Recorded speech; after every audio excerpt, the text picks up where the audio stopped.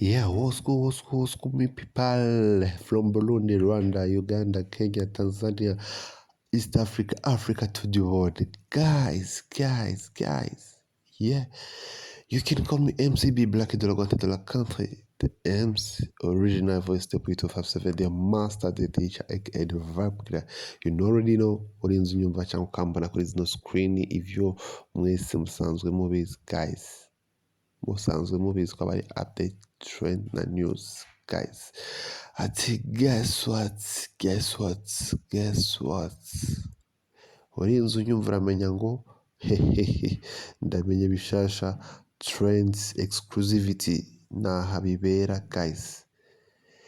Mwamaze kubibona kuri screen sindi ndavuga vyinshi de Paradandem Fizo Ndukwete Zeratus n'ayandi mazina menshi cyane. Mwabonye Melanin Boy canke Gusto umuririmbyi mwiza alongside Big Fizzo kuri screen zaho kumubona umusaza wa drip, umusaza kubita drip kabisa ukumva umengo numujina afise kamengo ni mwana Kenza guys. See the outfit guys umusaza ameze neza narababwiye ati ibi bintu bisaba kubizamwo bizi neza ivyo rimwe n'ivyo uri kurakora guys.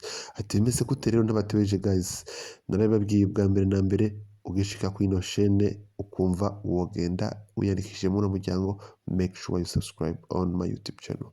Make sure ko ukanze subscribe bikunsangiza n'umugenzi, ariko bitanagukundiye ntaco raba wirenganire ngaha anya nta bintu byo gutinzanya canke byo guhatirizanya. Yeah, bimeze gute?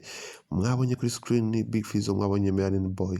Abantu benshi ejo canke yesterday hari rezo sociaux hahiye ati for the first time uyu mugabo mubona Melanin Boy afashe indege, aruriye indege, mbe agiye he? Mbe agiye mu weekend? Avuga ati ariko aba bantu batabaza ukuntu dukora ibintu vyacu, reka manze ndabihorere ndibuze kubaho kuri neza kwa ibi bintu ukuntu bipanze.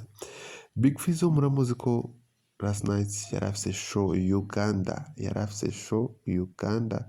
show ya danger. Yahise tumira umuhungu wiwe Melanin Boy ati you are welcome, aho yafashe indege akamusangayo bagiye gukora amasanamu meza y'indirimbo Farious Big yakoranye na Melanin Boy. Ariko ndabana exclusivity ko ntabwo ari ico gusa kijanye Melanin Boy, UG canke Uganda asanze mugani bafise project zitandukanye. Apart yo kuri album hariho n'izindi project zitandukanye Melanin yakoranye na Big Fizzo Farious Big. Iyo Big Fizzo akwizeye arakublessinga guys, agukubita recto verso.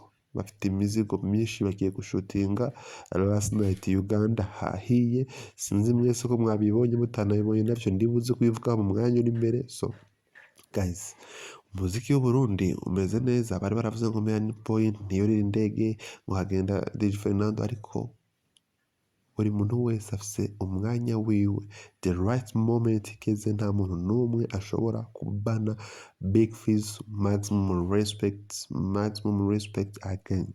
Ibintu ukora buri munsi ku wundi ublessing amahiti abana b'Abarundi kabisa, abantu bose barabibona amashu menshi cyane, kandi mukomeza mu streaming indirimbo z'aba bantu kubera ko see you next time.